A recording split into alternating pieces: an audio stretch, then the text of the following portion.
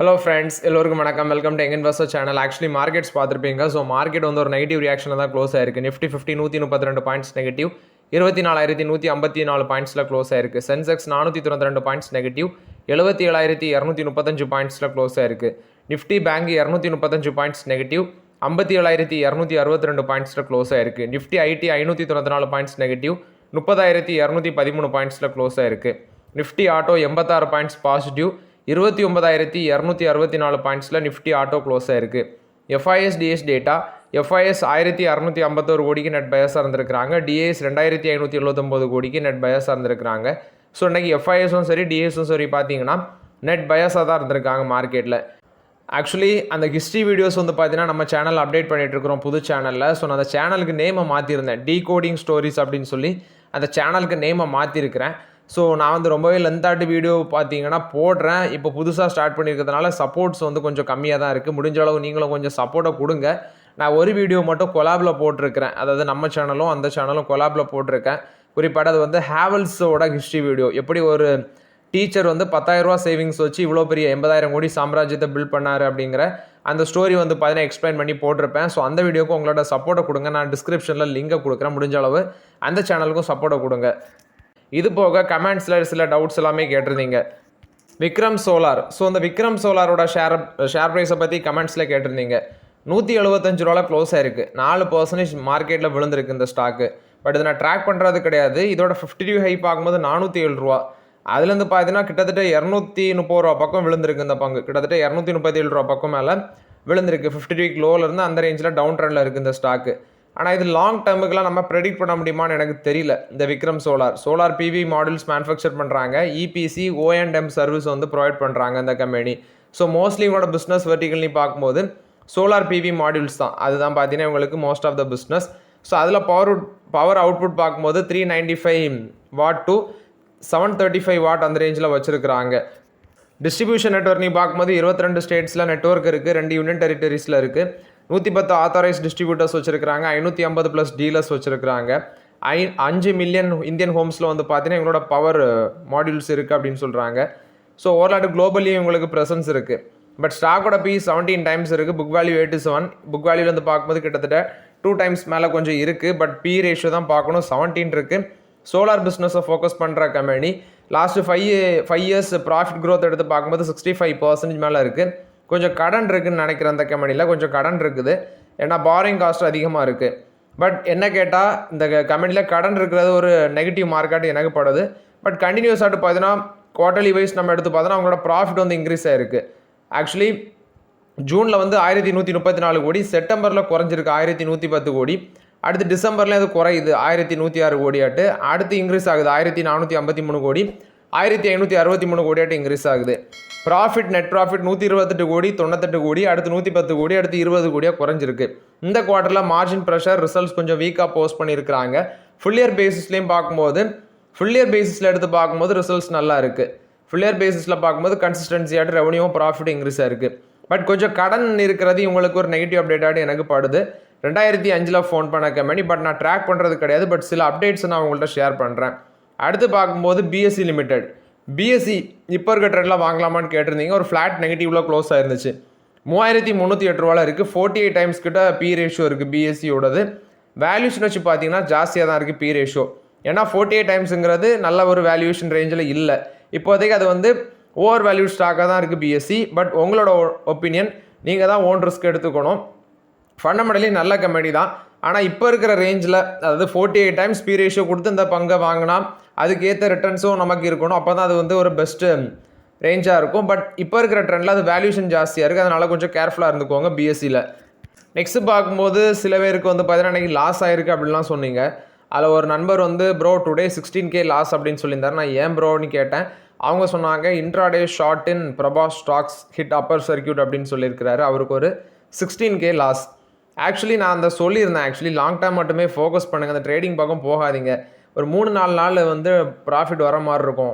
அடுத்தது ஒரே நாளில் பார்த்தீங்கன்னா சோலி முடிச்சிடும். இந்த ப்ராஃபிட் எல்லாமே நீங்கள் எவ்வளோ ஏர்ன் பண்ணுறீங்களோ அதை வந்து ஒரே நாளில் சோலி முடிச்சு விட்ரும். அது மாதிரி தான் அந்த ட்ரேடிங். ஏன்னா நான் என் அனுபவத்தில் சொல்கிறேன்.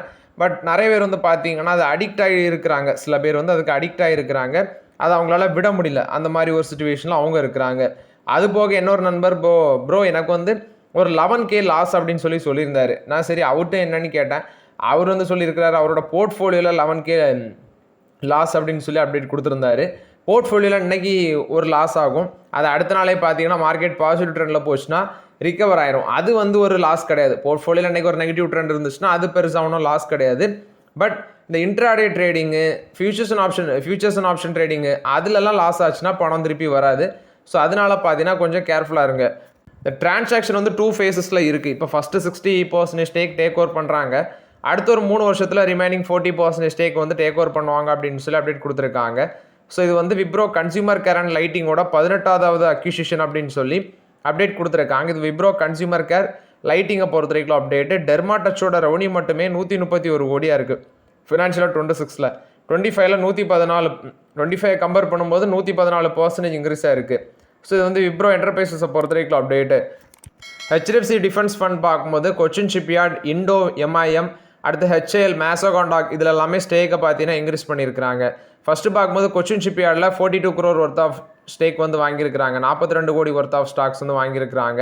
கிட்டத்தட்ட இந்த ஸ்டாக் வந்து பார்த்தீங்கன்னா இந்த கொச்சின் ஷிப்யார்டில் 3 லட்சம் ஷேர்ஸ் வந்து வாங்கியிருக்கிறாங்க. அடுத்து இண்டோ MIMல பார்க்கும்போது 3.30 lakh ஷேர், 25 crores அதோட மார்க்கெட் வேல்யூன்னு சொல்கிறாங்க. ஜூலையில் வாங்கியிருக்கிறாங்க.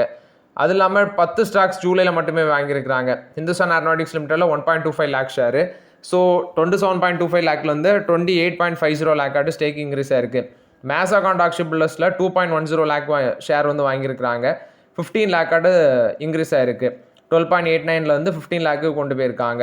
அது மட்டும் இல்லாமல் பாரத் எலக்ட்ரானிக்ஸில் ஸ்டேக் இன்க்ரீஸ் பண்ணியிருக்கிறாங்க. 25 lakh ஷேர் வந்து பாரத் எலக்ட்ரானிக்ஸில் வாங்கியிருக்கிறாங்க. 4.05 crore ஷேர் வந்து இப்போ வச்சிருக்கிறாங்க. டாடா மோட்டர்ஸில் 10 lakh ஷேர் வாங்கியிருக்கிறாங்க. 21 lakh ஷேர் இப்போ டாடா மோட்டர்ஸ்லேயே ஜூலையில் அவங்களோட போர்ட்ஃபோலியோவில் இருக்குது. 8.96 lakh ஷேர் ஐடியா ஃபார் டெக்னாலஜியில் வாங்கியிருக்கிறாங்க. பாரத் ஃபோர்ஜில் 66,532 ஷேர், பாஸ் லிமிட்டடில் 4,777 share, Cyient DLM, Aequs, power mech projects இதுலேயும் பார்த்தீங்கன்னா ஸ்டேக் வந்து ரெடியூஸ் பண்ணியிருக்கிறாங்க. சைன் டிஎல்எம், ஆக்வஸ், அடுத்து வந்து பவர் மேக் ப்ராஜெக்ட்ஸில் எல்லாமே ஸ்டேக் வந்து பார்த்தீங்கன்னா ரெடியூஸ் பண்ணியிருக்கதாட்டு அப்டேட் கொடுத்துருக்காங்க. சைன் டிஎம்ல மட்டுமே கிட்டத்தட்ட 3.53 lakh ஷேர் வந்து விற்றுருக்கதாட்டு அப்டேட் கொடுத்துருக்காங்க. பவர் மேக்கில் 4025 ஷேர் விற்றுருக்காங்க.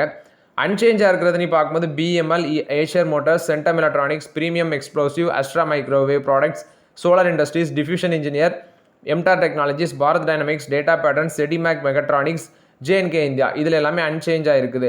ஸோ ஜூலையில் உங்ககிட்ட இப்போ 24 ஸ்டாக்ஸ் இருக்குது. ப்ரீவியஸ் மந்தில் 22 ஸ்டாக்ஸ் இருந்துச்சு. இது HDFC டிஃபென்ஸ் ஃபண்டை பொறுத்த வரைக்கும் அப்டேட்டு.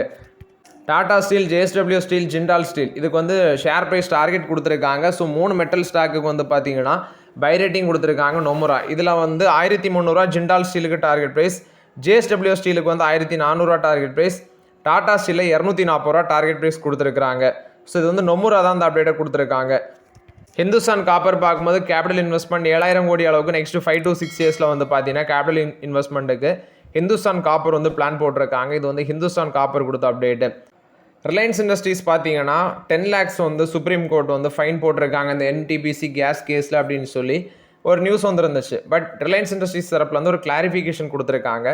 சுப்ரீம் கோர்ட் எங்களுக்கு வந்து ஃபைனோ பெனால்ட்டியோ போடலை. அந்த 10 லட்சங்கிறது அந்த NTPC கேஸ் சப்ளை கேஸில் அந்த அட்வொகேட்டுக்குள்ள ஃபீஸ் அப்படின்னு சொல்லி அப்டேட் கொடுத்துருக்காங்க. ஸோ கோர்ட் வந்து எங்களுக்கு பெனால்ட்டியோ ஃபைனோ எதுவும் போடலாம் அப்படின்னு சொல்லி அப்டேட் கொடுத்துருக்காங்க. ஸோ இது வந்து ரிலையன்ஸ் இண்டஸ்ட்ரீஸை பொறுத்த வரைக்கும் அப்டேட்டு. டாடா ஸ்டீலுக்கு competition commission of India approval கொடுத்துருக்காங்க. TM இன்டர்நேஷனல் லாஜிஸ்டிக்ஸில் 23% ஸ்டேக் அடிஷனலாக அக்யூஷன் பண்ணுறதுக்கு competition commission of India approval கொடுத்துருக்காங்க. ஸோ இது வந்து டாடா ஸ்டீலுக்கு வந்து ஒரு பாசிட்டிவ் அப்டேட்டாக இருக்குது. ஆக்சுவலி இந்த கம்பெனியை பார்த்தீங்கன்னா ஒரு ஜாயின்ட் வெஞ்சூர் கம்பெனி தான். இந்த TMILL குறிப்பாட்டு TM இன்டர்நேஷனல் லாஜிஸ்டிக்ஸ்ன்னு சொல்கிறாங்க. இது வந்து ஜாயின்ட் வெஞ்சூர் கம்பெனி. இதில் ஸ்டேக் பர்சன்டேஜ்னு பார்க்கும்போது 51% டாடா ஸ்டீல், IQ மேட்ரேட் பார்க்கும்போது 23%, NYK யூரோ பார்க்கும்போது 26% ஸ்டேக் அந்த ஜாயின்ட் வெஞ்சூரில் அந்த பேசிஸில் தான் ஹோல்டிங்ஸ் இருக்குது. ஸோ இப்போ வந்து பார்த்தீங்கன்னா மேட்ரேட் அந்த IQ மேட்ரேட் வந்து எக்ஸிட் பண்ணுறாங்க. டாடா ஸ்டீலோட ஹோல்டிங்ஸ் வந்து 74% போகுது. ஏன்னா அவங்கள்ட்ட இருக்கிற 23% ஸ்டேக் வந்து இவங்க வாங்குறாங்க டாடா ஸ்டீலு. அருண் ஐஸ்கிரீம் குறிப்பாட்டு இது வந்து ஒரு ஐஸ்கிரீம் பிராண்டு, ஹட்சன் அக்ரோ ப்ராடக்டோட ஐஸ்கிரீம் பிராண்டு. ஸோ நியூயார்க்கில் வந்து பார்த்தீங்கன்னா இந்தியா டே பரேட்டில் வந்து அவங்களோட அப்பியரன்ஸை வந்து காமிச்சிருக்கிறாங்க. குறிப்பாட்டு US மார்க்கெட்டில் August 16 அன்னைக்கு. ஸோ கிட்டத்தட்ட வந்து பார்த்தீங்கன்னா 15,000 ஐஸ்கிரீம்ஸ் பார்க்கும்போது கன்சியூமருக்கு வந்து பார்த்தீங்கன்னா இவங்க டிஸ்ட்ரிபியூட் பண்ணியிருக்கிறாங்க 15,000 ஐஸ்கிரீம்ஸு என்கேஜ்மெண்ட் பூத் மூலமாட்டு. ஸோ இது வந்து அருண் ஐஸ்கிரீமை பொறுத்த வரைக்கும் அப்டேட்டு. லூப்பினுக்கு யூஎஸ்எஃப்டிஏ பார்த்தீங்கன்னா அப்ரூவல் கொடுத்துருக்காங்க. Excessive day time sleepiness use பண்ணுற ஒரு ட்ரக்குக்கு வந்து குறிப்பாட்டு அது வந்து generic version of pitolisant tablets அப்படின்னு சொல்லி அப்டேட் கொடுத்துருக்காங்க. ஸோ இது வந்து லூப்பினுக்கு ஒரு பாசிட்டிவ் அப்டேட்டாக இருக்குது.